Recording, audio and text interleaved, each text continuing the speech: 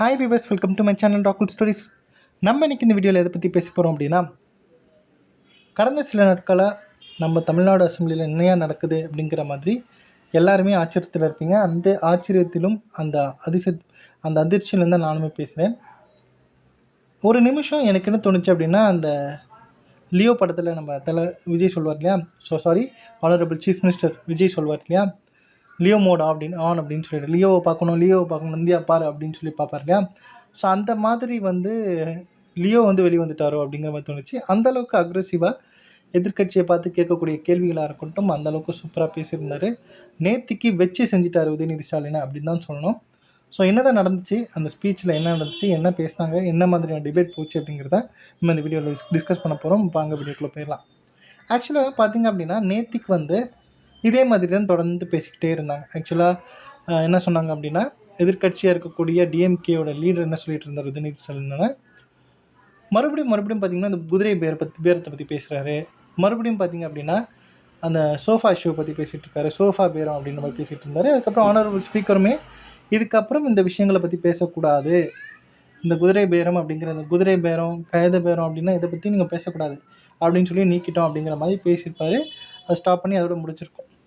So அதுக்கப்புறம் பார்த்திங்கன்னா ஒரு கேள்வி எடுத்து வைக்கிறார். என்னென்னா, இந்த ஆட்சிக்கு கவர்மெண்ட் ஃபார்ம் பண்ணி டிவிக்கே 40 நாள் ஆகுது, 1 மாதத்துக்கு மேலே ஆகுது, என்ன பண்ணிகிட்டு இருந்தாங்க, என்ன பண்ணாங்க அப்படின்னு சொல்லிட்டு ஆரம்பித்தார். ஸோ அதுக்கு முன்னாடி பார்த்திங்க அப்படின்னா, சிஎம் விஜய் ஜெயிச்ச பெரம்பூர் தொகுதியில் பவர் கட் அடிக்கடி அதிகமாகுது. பவர் கட் இஷ்யூஸ் நிறையா ஆகிட்டே இருக்குது.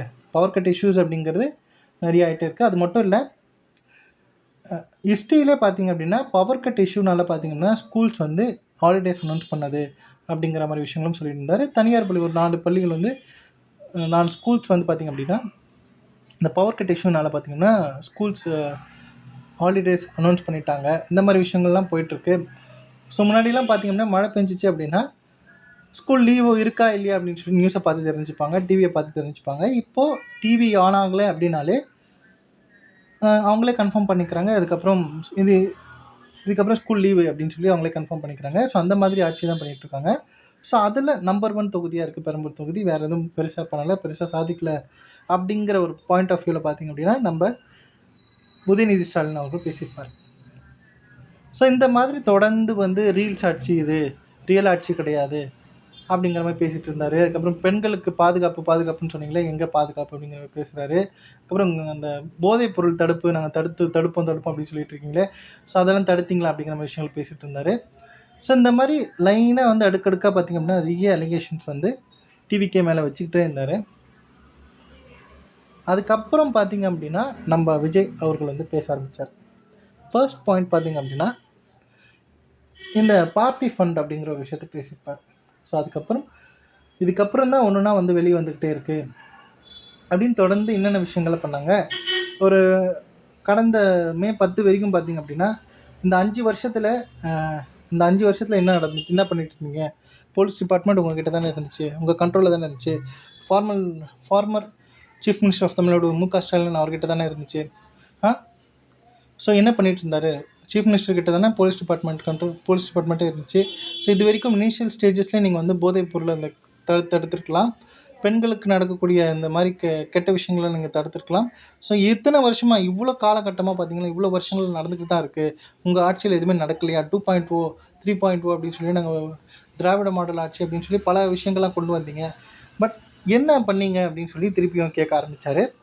அதுக்கப்புறம் பார்த்திங்க அப்படின்னா அவருடைய அரசியல் பயணத்தை பற்றி பேச ஆரம்பித்தார். அவருடைய இனிஷியல் ஸ்டேஜஸ்லேருந்து அவர் சினிமாவுக்கு நடிக்க ஆரம்பித்து, அதுக்கப்புறம் சினிமாவில் படிப்படியாக மேலே வந்ததுக்கப்புறம் பப்ளிக் சர்வீஸில் வந்ததுக்கப்புறம் பப்ளிக் சர்வீஸ் அப்படின்னு சொல்லி அப்போயே ஆரம்பிச்சிட்டாரு. ஸோ அவருடைய ரசிகர் மன்றங்கள்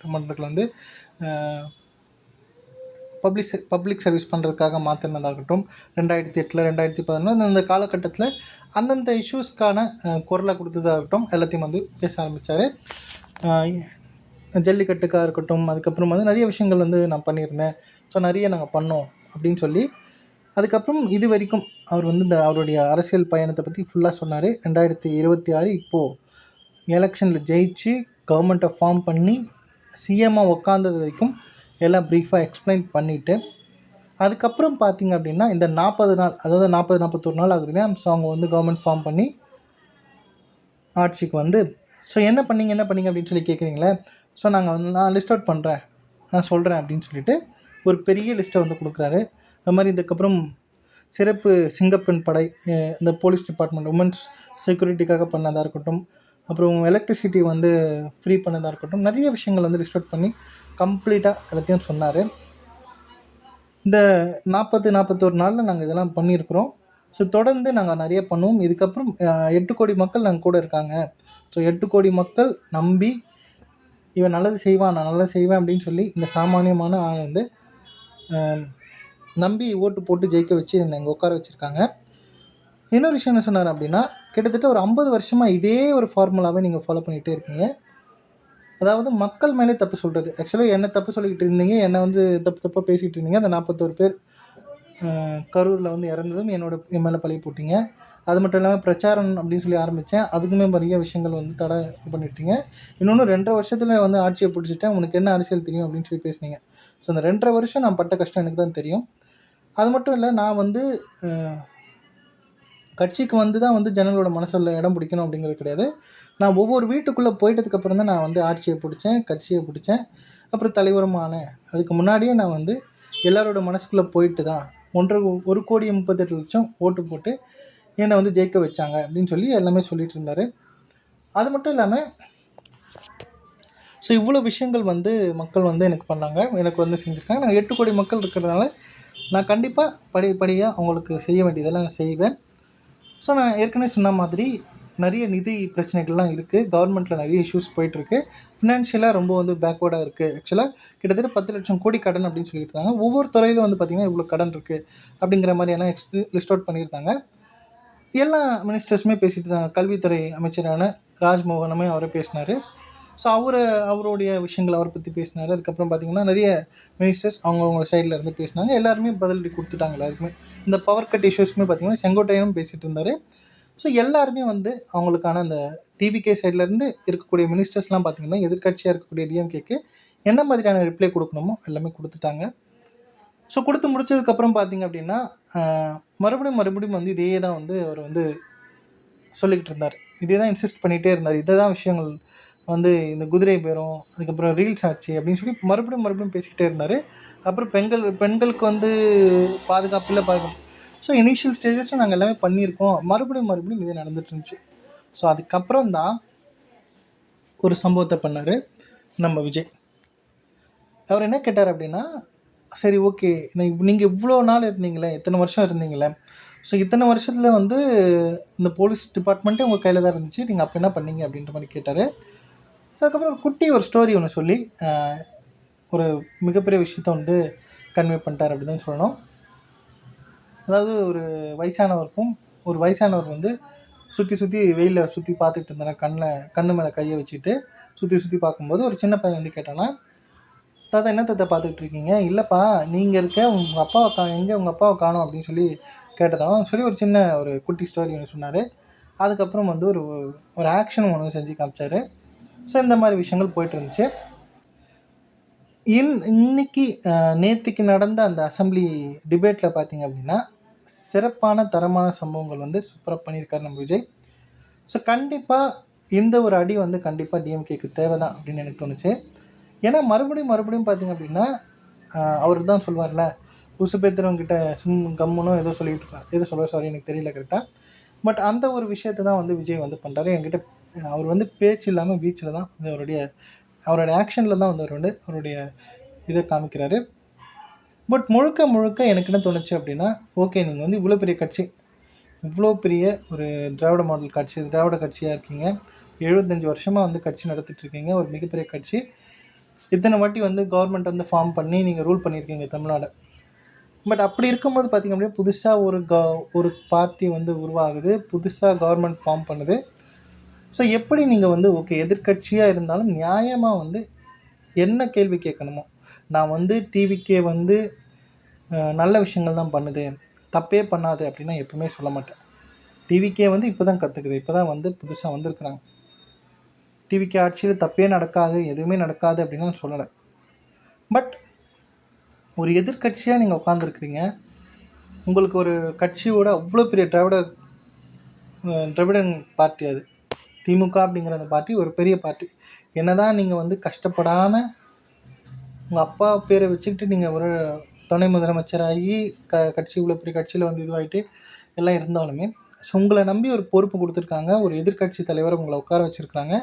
டிஎம்கேவோட லீடராக நீங்கள் எப்படி ரெப்ரசன்ட் பண்ணணும், எப்படி நீங்கள் பேசணும், நீங்கள் கேட்குற கேள்வியை வந்து கரெக்டாக கேட்கணும். அதாவது இந்த சின்ன விஷயம் பார்த்திங்க அப்படின்னா, அது ஒரு சந்தான காமெடியில் பார்த்திங்க அப்படின்னா, கடன் வாங்கி காமெடி பண்ணாத, கட்டம் போட்ட சட்டை அப்படின்னு சொல்லி பேசுவார் பார்த்தீங்களா. ஸோ அந்த மாதிரி விஷயங்கள் தான் எனக்கு ஞாபகம் வந்துச்சு. எது கேட்டாலுமே தெளிவாக ஒரு கவர்மெண்ட் கூட சொல்லுவார், இந்த மாதிரி எதோ பேசணும்னு பேசாதனாயே தெளிவாக தீர்க்கமாக பேசு அப்படிங்கிற மாதிரி ஒரு விஷயம் தான் சொல்லுவார். ஸோ அதுதான் எனக்கு தோணுச்சு. அதாவது ஸ்டாலின் சார் அவருமே சரி அவருக்கு பேச தெரியல, அவர்கிட்ட பாயிண்ட் இல்லை, பேசுகிறதுக்கான பாயிண்ட் இல்லை. ஸோ அந்த இடத்துல அவரால் பேச முடியலன்னா ரொம்ப அமைதியாக போயிடுவார், கம்முன்னு இருப்பார். பட் இவர் பேசுகிறங்கிற பேரில் என்னென்ன பண்ணிகிட்ருக்காரு அப்படின்னு சொல்லி எனக்கு தோணுச்சு. அதாவது புதுசாக வந்த ஒரு கட்சி டிவிக்கு, அந்த கட்சிக்கு இருக்கக்கூடிய ஒரு பேசிக் சென்ஸ் கூட இவ்வளோ வருஷம் கட்சி நடந்துட்டு இருக்கக்கூடிய டிஎம்கேக்கு இல்லையோ அப்படிங்கிற தோணுச்சு. ஸோ எத்தனை வருஷமாக வந்து நம்ம உதயநிதி ஸ்டாலின் வந்து இருக்கார் கட்சியில். ஸோ எவ்வளோ விஷயங்கள் பார்த்துருப்பாரு. பட் புதுசாக வந்த ஒரு கட்சி, ஒரு புது சீஃப் மினிஸ்டர் உட்காந்துருக்கிற ஒரு சீஃப் மினிஸ்டருக்கு என்ன மரியாதை கொடுக்கணும், என்ன கேள்வி கேட்கணும். அதாவது மக்களுக்கும் சரி, இந்த கவர்மெண்ட் மேலே ஏதாவது தப்பு இருந்துச்சு, ஏதாவது ஒரு குறை இருக்குது அப்படின்னா அதை எப்படி பாயிண்ட் அவுட் பண்ணி, ஸோ இதை நீங்கள் தப்பு, இதை நீங்கள் திருத்திக்கணும், இதை நாங்கள் செய்யணும், ஸோ இந்த முந்தின கவர்மெண்ட்டில் நாங்கள் இதெல்லாம் பண்ணோம், இதெல்லாம் செஞ்சோம், இதெல்லாம் இதை பண்ணோம் அப்படின்னு சொல்லி ப்ராப்பராக லிஸ்ட் அவுட் பண்ணுறதா இருக்கட்டும். இந்த மாதிரி விஷயங்கள்லாம் பண்ணணும். அது மட்டும் இல்லாமல் நீங்கள் வந்து ஸ்கூல் பேக்ஸில் வந்து கவர்மெண்ட் சீஃப் மினிஸ்டரோட ஃபோட்டோ போடலை. ஸோ இதுக்கு முந்தின கவர்மெண்ட்டில் வந்து இந்த ஒரு திட்டம் இல்லை, முந்தின கவர்மெண்ட்டில் வந்து சீஃப் மினிஸ்டரோட ஃபோட்டோ போட்டுருந்துச்சு, இப்போ இருக்கக்கூடிய கவர்மெண்ட்டில் வந்து நம்ம விஜய் ஃபோட்டோ போடாமல் தான் வந்து கொடுத்துட்ருக்காரு. அது உண்மை தான். ஸோ அந்த ஒரு விஷயம் பற்றி பெருசாக பேசுகிறதா இருக்கட்டும். டிஎம்கேவோட மினிஸ்டரான நம்ம சேகர் பாபு வந்து ஒரு கோயிலில் வந்து ப்ராப்பரான ஒரு பார்க்கிங் ஃபெசிலிட்டி இல்லை, கார் விடுறதுக்கான ப்ராப்பரான கார் ஃபெசிலிட்டி இல்லை அப்படின்னு சொல்லிட்டு கேட்குறது. அதாவது இந்த டிவிகேவோட அவர் இந்த மினிஸ்டரை பார்த்து கேட்குறது. ஸோ அதுக்கு அவர் என்ன சொன்னார் அப்படின்னா, அதாவது நீங்கள் சொல்கிற அந்த கோயிலில் வந்து மொத்தமாகவே ஒரு 500 பேர் தான் வருவாங்க, சரி ஒரு 500 பேர் தான் வருவாங்க. ஸோ அந்த கோயிலில் வந்து ப்ராப்பரான ஒரு டாய்லெட் ஃபெசிலிட்டி கூட கிடையாது. ஸோ அந்த மாதிரி இருக்கிற சுச்சுவேஷனில் பார்த்திங்க அப்படின்னா நீங்கள் வந்து பார்க்கிங் ஃபெசிலிட்டி பண்ணணும் அப்படிங்கிற மாதிரி விஷயங்கள் பேசிகிட்டு இருக்கீங்களே அப்படிங்கிற மாதிரி பேசுகிறதா இருக்கட்டும். ஸோ பல விஷயங்கள் வந்து டிஎம்கேக்கு அகென்ஸ்டாக தான் இருந்துச்சு. டிஎம்கேக்கு எந்த ஒரு இதுவுமே இல்லை கேட்குறதுக்கு, ஏன்னா அவ்வளோ தப்புகள் இருக்குது, அவ்வளோ விஷயங்கள் இருக்குது. ஸோ நான் என்ன சொல்கிறேன் அப்படின்னா, நீங்கள் வந்து கேளுங்க, எதிர்க்கட்சி தலைவரை உங்களை உட்கார வச்சுருக்குறாங்க, உங்களுக்கு கேட்குறதுக்கு எல்லா தகுதியும் எல்லா உரிமையும் இருக்குது. ஸோ உங்கள் மேலே தப்பு இருக்குது, தப்பு இல்லை, அது வந்து பர்சனலாக நம்ம பார்த்துக்கலாம், இது பண்ணிக்கலாம். ஸோ பர்சனல், அதனுடைய ஒவ்வொருத்தருடைய இண்டிவிஜுவலுடைய பெர்ஸ்பெக்டிவ். ஸோ நீங்கள் வந்து இத்தனை வருஷம் ஆட்சியில் நீங்கள் என்ன பண்ணீங்க, எது பண்ணீங்க அப்படிங்கிறத விட, ஸோ இப்போவும் சரி உங்களுக்கு ஒரு பதவியை கொடுத்து உங்களுக்கு எதிர்க்கட்சி தலைவர் அப்படிங்கிற ஒரு அந்தஸ்தை கொடுத்து உட்கார வச்சுருக்காங்க அப்படின்னா, அந்த பதவிக்கும் அந்த தகுதிக்கும் என்ன பண்ண முடியும், என்ன ஜஸ்டிஃபிகேஷன் பண்ண முடியும் அப்படின்னு சொல்லி யோசித்து அது மாதிரி நடந்துக்கிட்டால் ஓகே. இல்லைனா இந்த மாதிரி தான் மண்ணை கவிட்டு போகணும் அப்படிங்கிறதுல எந்த டவுட்டுமே கிடையாது. ஸோ நீங்கள் இதை பற்றி என்ன நினைக்கிறீங்க அப்படிங்கிறத கமெண்ட்லேயே பண்ணுங்கள். ஸோ இந்த வீடியோ பிடிச்சிருந்தால் லைக் பண்ணுங்கள், ஷேர் பண்ணுங்கள். மறக்காமல் என்னுடைய ராகுல் ஸ்டோரிஸ் அப்படிங்கிற என்னுடைய யூடியூப் சேனலை சப்ஸ்கிரைப்